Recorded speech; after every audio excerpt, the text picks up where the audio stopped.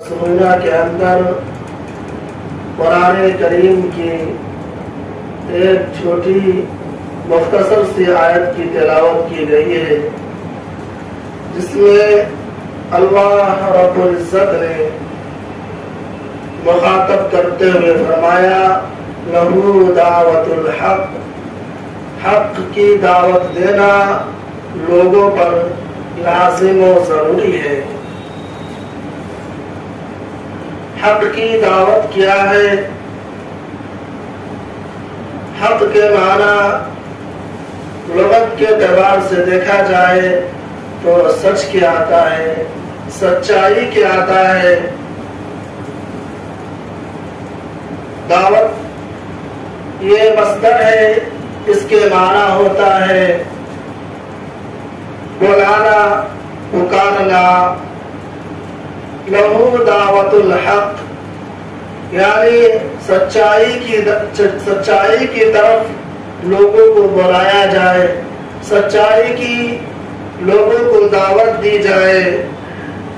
حاصل یہ ہے کہ اللہ رب العزت کی طرف لوگوں کو بلایا جائے، یعنی جو لوگ احکام شریعت پر عمل نہیں کرتے ہیں، دین کا جو دستور ہے اس دستور پر عمل نہیں کرتے ہیں، شریعت کی پابندی نہیں کرتے ہیں، دل میں اسلام ہے، دل میں ایمان ہے، اپنے آپ کو مسلمان کہتے ہیں، اپنے آپ کو دین کا سپاہی کہتے ہیں، اپنے آپ کو آقا نامدار جناب محمد رسول اللہ صلی اللہ علیہ وسلم کی امتی کہتے ہیں، اور اپنے آپ کو مسلمان بھی کہتے ہیں۔ ایسے مسلمان، ایسے لوگ جو آخری امتی ہے، جو آقا نامدار علیہ السلام پر کی شریعت پر، ان کی لائی ہوئی شریعت پر کی ہم نامی ہونے کا دعویٰ کرتے ہیں، جو ایک اللہ کو مانتے ہیں، جو ایک اللہ کے واحد ہونے پر، اللہ کی وحدانیت پر ایمان رکھتے ہیں، جن کا دل یہ گواہی دے رہا ہو کہ ہم اللہ کے بندے ہیں، ہم اللہ کے ایک ہونے پر یقین رکھتے ہیں۔ آخری نبی جناب محمد رسول اللہ صلی اللہ علیہ وسلم کے آخری نبی ہونے پر انہوں نے جو شریعت لائی ہے ان کو ہم مانتے ہیں۔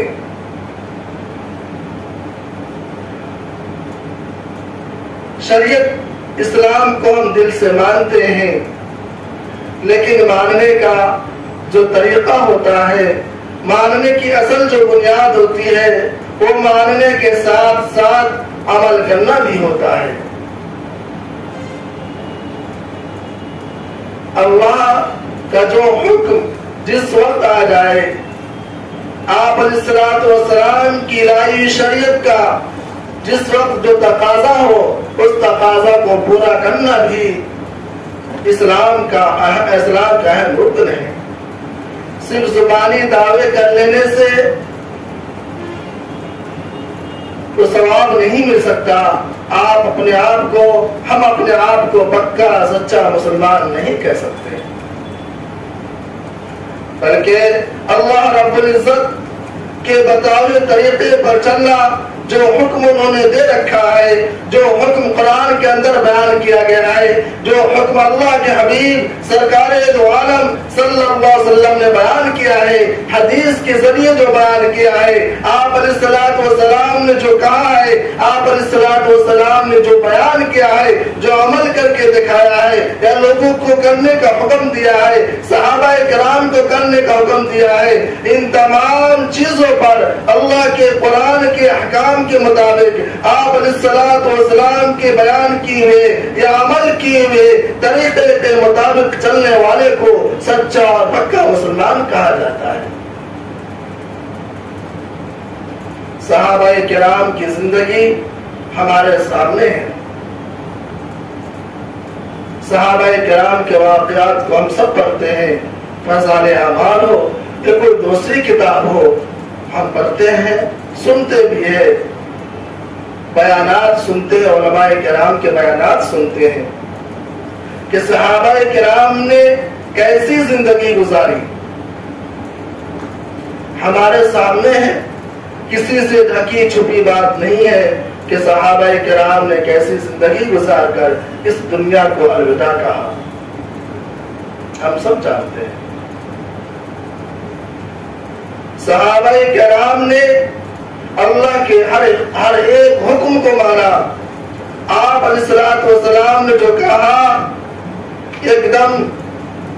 سرخم کر دیا اور اسے قبول کر لیا، اس پر عمل بھی کیا. صحابہ کرام آپ علیہ الصلوۃ والسلام کے سچے جانشی تھے. کسی بھی صحابی کی زندگی آپ دیکھ رہے، بڑے صحابہ ہو یا چھوٹی صحابی ہو، آپ ان کی زندگی کھنگال کر دیکھیں گے تو پتا چلے گا کہ وہ ادنا صحابی جنہیں لکھنا پڑھنا تک نہیں آتا، زبانی کے ذریعے انہوں نے ایمان قبول کیا ہو، ادنا سے ادنا صحابی، وہ بھی آپ علیہ الصلوۃ والسلام کی ہر بات کو مانتا ہے، ہر آپ کے بتاوے ہر طریقے کو عمل کرنے کی کوشش کرتا ہے. تو لہو دعوت الحق یعنی سچائی کی دعوت دینا، یعنی ہمارے درمیان میں سے کوئی اگر اس نماز نہیں پڑھ رہا ہے یا کوئی غلط کام کر رہا ہے، ہم اس کو غلط کام سے روکیں. اگر ہمارے گھر کا کوئی بچہ شرارت کر رہا ہے، غلطیاں کر رہا ہے، تو ہماری ذمہ داری بنتی ہے، ماں باپ کی ذمہ داری بنتی ہے، گھر میں رہنے والے ہر ایک سمجھدار فرد کی ذمہ داری بنتی ہے کہ اس بچے کو روکے. اگر وہ بچے اپنی زبان سے گالیاں دے رہا ہے یا ان کی زبان سے ایسی بات نکل رہی ہے جو لوگوں کو پسند نہیں ہے یا جس بات کی وجہ سے گناہ ہوتا ہے، تو گھر کے فرد کی ذمہ داری ہوتی ہے ان کو سمجھائے، ڈانٹے ڈپٹے اور انہیں اسلام کے مطابق زندگی گزارنے کا سلیقہ سکھلائے. یہ بھی ایک طرح کی دعوت ہے. دعوت صرف یہی نہیں ہے کہ ہم محلے میں چل پھر کر لوگوں اپنے خاندان کے علاوہ لوگوں کو جا کر دعوت دیں، یہ صرف دعوت نہیں ہے. آپ اپنے گھر میں بھی دعوت کا کام کر سکتے ہیں، اپنے گھر کے خاتون کو دین پر عمل کرنے کا ان کا مزاج بنا سکتے ہیں. بچے ہیں تو بچپنا ہی سے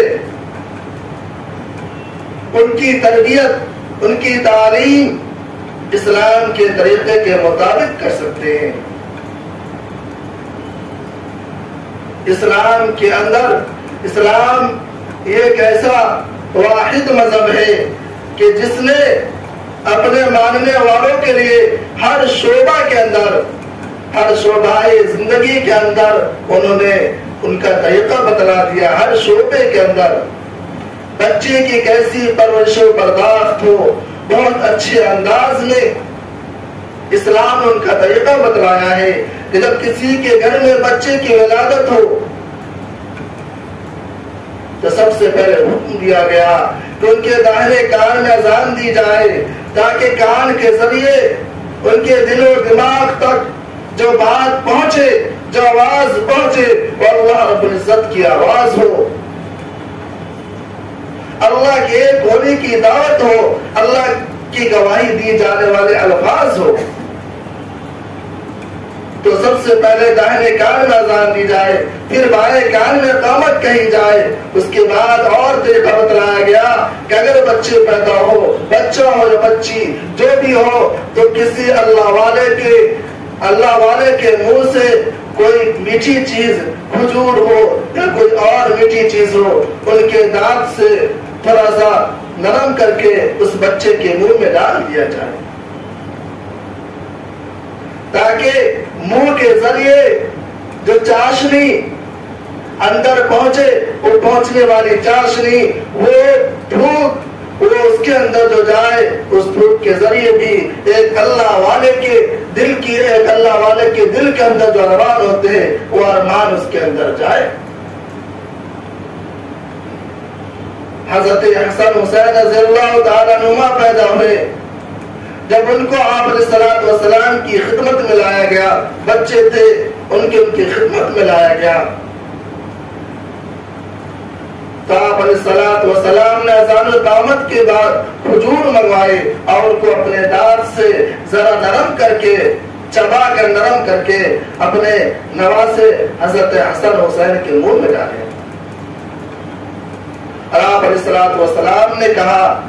صحابہ کرام کو مخاطب کرتے ہوئے، اے صحابہ، تمہارے گھر میں کوئی بچہ پیدا ہو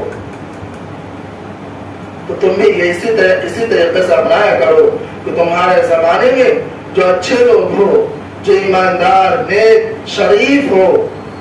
تم ان کے پاس بچے کو لے جاؤ اور ان سے دعا کرواؤ اور ان کو یہ کہو کہ آپ اپنی زبان سے کوئی میٹھی چیز چبا کر اس بچے کے منہ میں ڈال دیں۔ اس چیز کو اندر نکالنا کوئی ضروری نہیں ہے، ڈال کے آپ نکال دیجیے، نکال سکتے ہیں، چونکہ بچے کے اندر کھانے کی صلاحیت ہوتی نہیں، تو آپ وہ میٹھی چیز جو کسی اللہ والے سے چبا کر آپ اس کے منہ میں ڈلوا کر اس کو آپ نکال لیجیے۔ تو آپ علیہ الصلوۃ والسلام نے بچے کی پرورش کا طریقہ بتلایا اور کہا شروع ہی سے، حدیث کے اندر آپ علیہ الصلوۃ والسلام نے فرمایا کہ بچے کا گود، بچے کا مدرسہ، ماں کا جو گود ہوتا ہے وہ بچے کا سب سے پہلا مدرسہ ہوتا ہے، سب سے پہلی تعلیم گاہ ہوتی ہے۔ اب بچے نیک بنے یا ان کی تربیت کیسی ہوگی وہ ماں باپ کے اوپر ہوتا ہے۔ وہ ماں کی زیادہ ذمہ داری بنتی ہے کہ بچے کی شروع ہی سے اچھی تربیت کرے، اچھی باتیں بتلائے، اچھی تعلیم دلوائے، اچھے طریقے بتلائے، دانے ہاتھ سے کھانا یا دانے ہاتھ سے کوئی چیز دی جائے، خود دودھ پلائے تو پہلے دائیں طرف سے دودھ پلائے، جیسی تربیت کریں گے، کیونکہ بچے کے اندر جو دل، جو نفس، ذہن بالکل صاف اور ستھرا ہوتا ہے، بالکل خالی ہوتا ہے، جیسی چیز وہ دیکھے گا بچہ وہ چیز اس کے ذہن میں نقش ہوتی چلی جائے گی۔ پہلے زمانے میں عورتیں اپنے بچے کو لوریاں سنایا کرتی تھی، لوریا کے اندر ہوتا تھا کلمہ طیبہ سنایا کرتی تھی۔ اپنے بچے کو جب بولنے کی عمر کو بچہ پہنچتا تو ماں باپ یہ سونے کے وقت، خاص طور پر سونے کا جو وقت ہوتا تھا، اس وقت اپنے بچے کو سکھلایا کرتی تھی، اللہ کے ایک ہونے کو سکھلایا کرتی تھی، پیغمبر کون ہے وہ بتلایا کرتی تھی، اسلام کی موٹی موٹی باتیں بتلایا کرتی تھی۔ لیکن آج ہمارا معاشرے میں دیکھتے ہیں دنیاوی اعتبار سے ہم بہت ترقی کی ہے، مالی اعتبار سے ہر ایک انسان نے ترقی کیا، لیکن یہ جو چیزیں جو 20-25 سال پہلے پائی جاتی تھی، ماں باپ کے اندر یہ چیزیں نہیں پائی جاتی ہیں۔ خود ہم اپنے گھر کا، سماج میں اگر آنکھیں اٹھا کر دیکھیں گے، کسی بھی گھر کے ماحول کو دیکھیں گے تو آپ اندازہ لگا سکتے ہیں کہ بچے کے ساتھ کیا معاملہ ہوتا ہے، بچے کی خود اس کی ماں کیسی تربیت کرتی ہے، خود ہم اس کا اندازہ لگا سکتے ہیں۔ آپ علیہ الصلوۃ والسلام نے کہا بچے کو شروع ہی سے ان کی اچھی تربیت کی جائے، ان کا ذہن اسلامی ذہن بنایا جائے۔ اگر کوئی نیک کام کرنا ہو تو تم خود اپنے بچے کے ہاتھ کے ذریعے نیک کام کرواؤ، کسی کو صدقہ کی رقم دینی ہو، زکات کی رقم دینی ہو، یا کوئی بھی کار خیر نیک کام کرنا ہو، تم اپنے بچے کے ذریعے دلواؤ، تاکہ بچے کا ایک ذہن بنے دینے کا، دین کے کام میں دینے کا ایک مزاج بنے. تو یہ ساری چیزیں پہلے پائی جاتی تھی، اب یہ چیزیں بہت کم ہو گئی ہے، یا اللہ ماشاءاللہ کسی گھر میں یہ چیزیں نظر آتی ہو، ورنہ نظر نہیں آتی. یہ ذمہ دار کی بات ہوتی ہے کہ ذمہ دار اپنے بچوں کی اچھی پرورش کریں گے. آج آپ اپنے بچوں کی اچھی پرورش کریں گے تو کل اچھا پھل کھائیں گے. آپ کل اپنے بچوں سے، اپنی اولاد سے اچھی امید لگا سکتے ہیں. جب آپ بوڑھے ہو جائیں گے، دونوں ہاتھ کمزور ہو جائیں گے، پاؤں میں چلنے کی طاقت نہیں ہوگی، 50 سے اوپر عمر ہوگی،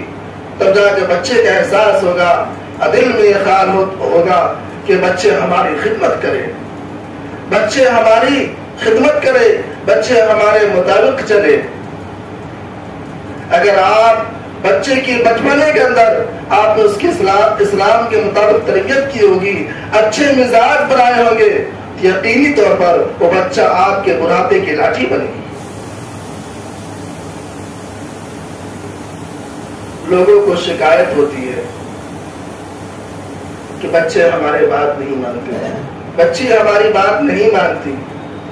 پہلے خود آپ اپنے گریبان میں جھانکے تو صحیح. آپ کے سامنے ان کا بچپنا گزرا، آپ کے سامنے اس کا بچپنا کیسا گزرا، آپ نے اس کی اچھی پرورش کی ہے نہیں کی ہے. تو خود ہم اور آپ خود اپنے گریبان میں جھانکیں گے تو پتہ چلے گا. تب جا کے بعد میں احساس ہوگا. بڑھاپے میں جب وہ آپ کی بات نہیں مانے گا یا آپ کی خدمت نہیں کرے گا تو آپ کو خود اپنے غلطی کا احساس ہوگا کہ ہم نے خود ہی پودا صحیح نہیں لگایا. پودا تو لگا دیا، اس کی سینچائی اچھے سے نہیں کی. کوئی کسان کھیت میں دھان کا بیج بوتا ہے یا گیہوں کی کھیتی کرتا ہے، اگر صرف بیج بو کر چھوڑ دیا جائے، دانا اس کا پودا نکل گیا چھوٹا چھوٹا، اور اس کی دیکھ بھال نہ کی جائے تو کیا وہ اچھے دانا دے سکتا ہے؟ صرف پودا نکلا، آپ نے اس کے بعد نہ کھاد ڈالا، نہ اس کے اندر جو گھاس وغیرہ اگتا ہے نہ اس کی صفائی کی، اور نہیں پانی پتایا وقت پر، بالکل پودا اگا چھوڑ دیا، تو کیا آپ اس کھیت سے اچھی چیز کی امید رکھ سکتے ہیں کہ بھائی اچھے اناج اگیں گے، اچھی مقدار میں کئی من 2-4 من اس ایک کٹے کھیت سے نکل سکتا ہے؟ آپ اچھی امید نہیں رکھ سکتے. چونکہ آپ نے بیج تو بو دیا، پودے نکلے، پودا نکلنے سے اس گیہوں یا دھان یا کسی بھی چیز کے اس کے پھلنے تک، پکنے تک آپ اس کی نگرانی نہیں کی، اس کی دیکھ بھال نہیں کی، اس کی جو ضروریات ہو سکتی ہے اس کو آپ نے پوری نہیں کی، تو آپ اس کھیت سے من کا من اناج کی امید لگائے تو یہ کم عقلی کی دلیل ہوگی. اسی طرح ایک بچہ ہوتا ہے، بچے آپ کے گھر میں پیدا ہوئے، اس کی پرورش و پرداخت کیسی ہونی چاہیے، اس کی مزاج شناسی کیسے ہونی چاہیے، ان کا ذہن، ان کا دماغ، اسلامی ذہن دماغ کیسے بنے، وہ ایسا بچہ کیسے بن سکے جو بڑھاپے میں آپ کی لاٹھی بنے. وہ یہی ہے کہ آپ اسلام کے مطابق، ان کے بتائے طریقے کے مطابق اپنے بچوں کی پرورش کریں. اگر طریقہ نہیں معلوم ہے تو ہر جگہ، ہر خاندان میں الحمدللہ علماء کرام زیادہ ہے. آپ کسی سے پوچھ سکتے ہیں کہ ہمارے گھر میں ایک بچہ پیدا ہوا ہے، ہم اس کی پرورش کیسے کریں، اس کا نام کیسا رکھیں. نام بھی اچھا ہونا چاہیے. جب 7 سال کی عمر کو آپ کے بچے پہنچ جائے تو آقا نامدار الصلوۃ والسلام نے کہا، والدین کو مخاطب کرتے ہوئے کہا کہ جب 7 سال کا بچہ تمہارے گھر میں ہو جائے تو اس بچے کو نماز پڑھانے کی عادت ڈالو، نماز پڑھانے کے لیے مسجد میں لے جایا کرو، نماز پڑھنے کا حکم دو. تو 7 سال کی عمر میں آقا نامدار علیہ الصلوۃ والسلام نے والدین کو، ماں باپ کو مخاطب کرتے ہوئے کہا کہ تم اپنے بچے کو نماز پڑھنے کا حکم دو. جب 10 سال کی عمر ہو جائے تو آپ علیہ الصلوۃ والسلام نے کہا اگر اب بچہ نماز نہیں پڑھتا ہے، بچی نماز نہیں پڑھتی ہے، 10 سال کی عمر ہو گئی، اگر اب نماز نہیں پڑھتا ہے تو اس کی پٹائی کرو، ہلکی پھلکی اس کی پٹائی کرو تاکہ وہ نماز کا پابند بن جائے، مسجد کی طرف اس کا ذہن بن جائے۔ لیکن بات یہ ہے کہ ہم اپنے بچوں کی پٹائی کب کریں گے؟ جب ہم خود بھی تو نماز پڑھیں۔ مسئلہ یہ بھی تو ہوتا ہے کہ ہم کسی کو کسی چیز کی دعوت دیں گے تو پہلے وہ چیزیں ہمارے اندر ہوگی تب تو ہم دعوت دیں گے۔ ہم خود ہی نماز نہیں پڑھ رہے، گھر کا گارجین، گھر کی ماں، گھر کی عورتیں خود ہی نماز نہیں پڑھ رہی ہے تو اپنے بچے کو کیا نماز پڑھنے کی کا حکم دے گی؟ اگر دے بھی دے حکم، باپ نے بچے کو کہہ دیا اگر تو آئندہ نماز نہیں پڑھے گا تو ہم تمہاری پٹائی کریں گے، تو بیٹا ہو سکتا ہے باپ کے عدم میں کچھ زبان سے نہ بولے لیکن دل میں ضرور سوچے گا خود تو نماز نہیں پڑھتے اور ہمیں نماز پڑھنے کے لیے ماننے کے لیے کہہ رہے ہیں۔ تو زبان سے کوئی بچہ نہیں کہے گا آپ کا بچہ آپ کی محبت میں یا آپ کے باپ ہونے کے عدم میں، ادب کے تقاضے کی بنا پر یہ نہ کہے لیکن دل میں ضرور سوچے گا کہ خود تو نماز نہیں پڑھتے اور ہمیں نماز پڑھنے کا حکم دیتے ہیں۔